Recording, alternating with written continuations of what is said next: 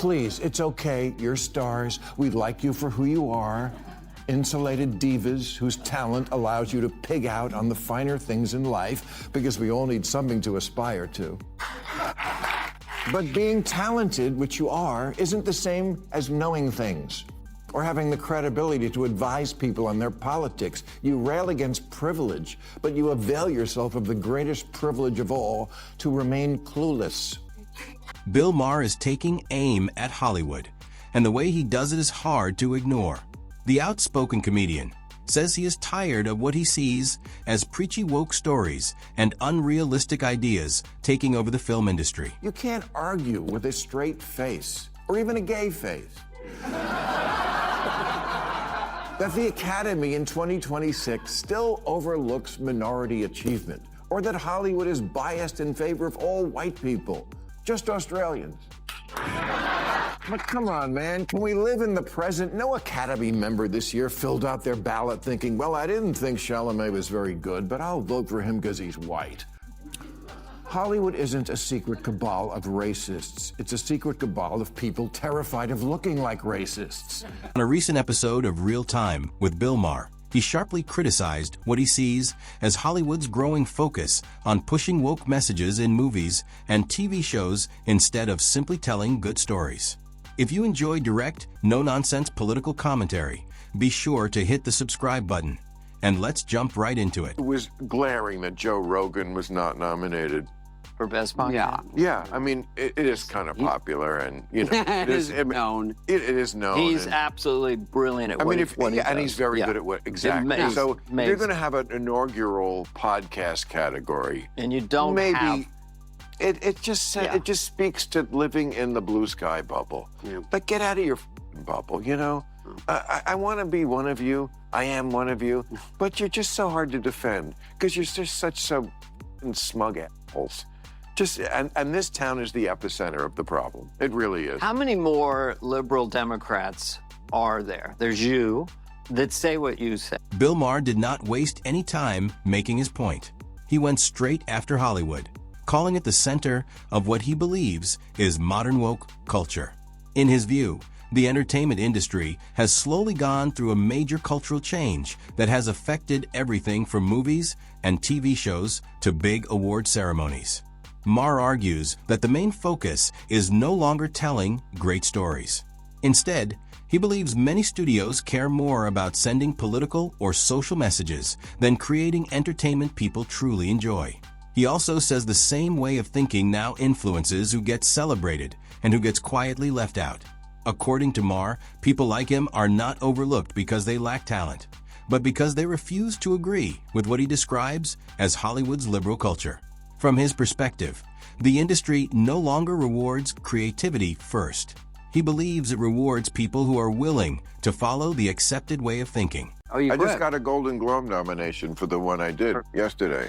How often do you get nominated for your specials? Nothing. I used to get nominated for everything, and then the wokeness came in, and then I was considered conservative, which are you bad? Ridiculous. So what I call soft canceled. Yeah. Where you don't Well, I'm a Bill Clinton liberal, which is from the '90s, which is now called me too. Far exactly, right. Yeah. You're a white supremacist. So this is the first time in a while I've been nominated for something. Okay. Which I think shows a little bit that we are coming out of the wokeness. I mean, I'm not going to win, and I'm probably not even going to go, but I take it as a victory that they were not able to ignore how good that special was. I just say that it's my last one. Bill Maher did not hold back when explaining why he believes his name rarely comes up during award season.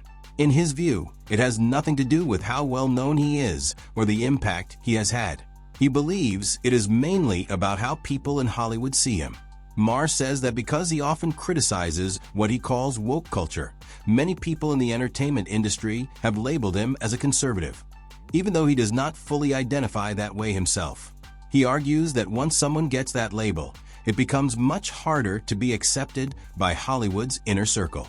According to Maher, the industry tends to reward people who share its dominant political and cultural views, while quietly pushing aside those who openly challenge them. He believes the result is an environment where different opinions are often ignored, not because they have no value, but because they do not fit the views that are most accepted. I could gather, and I think I will because it'll be funny, just the incredibly stupid things that celebrities say about politics or finance or something. Yeah, we're bad. And then, so if you're like the person out there going, well, how can you live on $100 million a year? Vote Kamala Harris. It's like, Yeah. that's the game yeah. over. People are like, yeah, I can't let the country in the hands of these people. I'll vote for this guy who's crazy, but at least this kind of crazy I can almost relate. Bill Maher makes another sharp point when he explains why he believes celebrities should not automatically be seen as trusted voices on serious issues. In his view, the problem is not only that some famous people can be wrong. He argues that their wealth and celebrity often protect them from facing the same consequences that ordinary people would face for making similar mistakes. According to Maher, celebrities can make bold statements, support controversial ideas, or speak out on political issues without risking the kinds of personal or financial costs that many others would experience. For most people, he says, mistakes can damage their reputation, affect their income, or even change their lives. Maher believes that difference creates a wide gap between celebrities and everyday Americans. Because their lives are so different, he argues that many famous people are out of touch with the challenges most people face. His message is simple. When it comes to important advice, political opinions, or moral guidance, people should think carefully before treating celebrities as experts just because they are famous. A survey of Ohio voters found Taylor Swift's endorsement actually had a negative impact, with 24% saying it made them less enthusiastic about her as a candidate. Come on. Read the room, Democrats. Celebrities aren't helping, and why would they? In a country where the big issue now is affordability, outside of, Springsteen and a few others, celebrities don't strike people as relatable or in touch. And what their activism mostly activates is eye rolls. One of the biggest mistakes, according to Bill Maher, was believing that celebrity endorsements could carry Democrats to victory. The idea was that famous actors, musicians, and other well-known personalities could use their influence to win over voters. On paper, it seemed like a strong strategy. Big names, huge audiences, and powerful platforms were all delivering the same message. But Maher argues that many political strategists underestimated everyday voters. People were not simply watching and accepting everything they heard. They were paying attention, asking questions, and deciding for themselves who they found believable. As more celebrities repeated political talking points, Maher believes many voters noticed a growing disconnect. To some people, the messages sounded rehearsed, out of touch, and lacking real substance. It was not just about what was being said, but how it came across.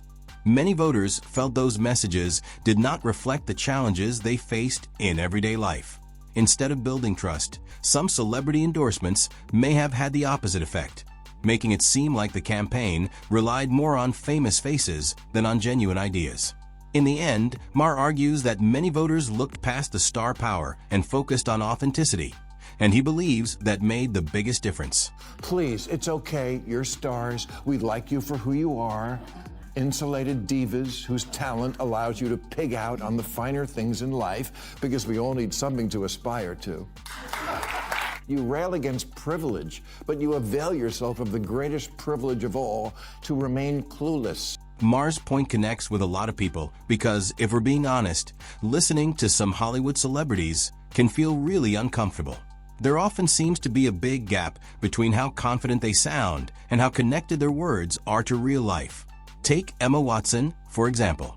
Some of her comments about sensitive social issues left people confused and started a lot of debate, with critics saying the way she explained things blurred important differences. Or look at Billie Eilish, who criticized the Academy Awards for being held on stolen land, but then faced backlash from people who pointed out what they saw as similar contradictions much closer to home.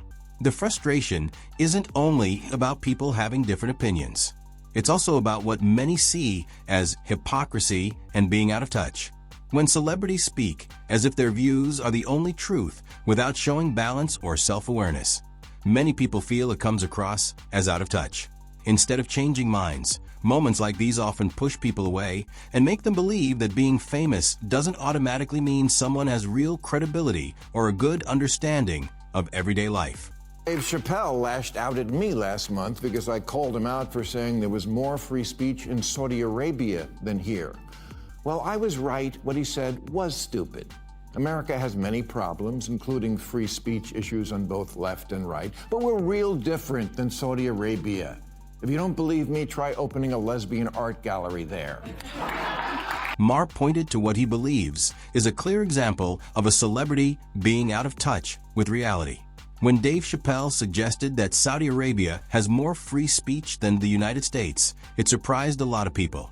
A statement like that goes against many well-known facts, including strict limits on free expression, legal punishment for people who speak out, and a long history of human rights concerns. You don't have to look very hard to find those facts. Limits on public speech, heavy control of the media, and laws that have restricted women's rights for many years are all part of the situation. The frustration isn't just about people disagreeing with the comment. It's the feeling that big claims are being made without really looking at what's happening in real life. When well-known people talk so casually about complicated issues, it makes more people feel that some celebrities are living in a bubble and are far removed from the real impact their words can have. Ricky's right. Celebrities don't know about the real world. So Democrats, it's great you have all the big celebs, but people see them as an arm of the Democratic Party, which they already suspect for lacking common sense. I know the celebrities mean well, and we thank them for having their heart in the right place, but just do you. Do what you do so well. Use your extraordinary talents for the noble cause of bringing relief from the problems that ribbons and pins can't fix. Movies don't need politics to be good or even important. What has always made a movie great are the basics: a strong story, good directing, amazing visuals, and a talented cast and crew who bring everything to life. Those are the things that make people care about a movie, talk about it, and want to watch it again. But lately, it feels like those important basics are being pushed aside. Instead, some movies that are missing parts of that strong foundation are still making it to the biggest award shows, including the Oscars. That's where many people start feeling frustrated. When movies that don't fully succeed in storytelling or overall quality still win major awards, it makes people wonder what the judges are really rewarding. Audiences aren't easily fooled. They can usually tell when a movie feels unfinished, gets more praise than it deserves, or is missing the special spark that makes it truly memorable. At the end of the day, no message can take the place of real quality. And when that balance is lost, the movie industry can slowly drift farther away from the people it is meant to entertain. And with that, we've reached the end of today's video. If you enjoyed it, don't forget to like the video and subscribe for more.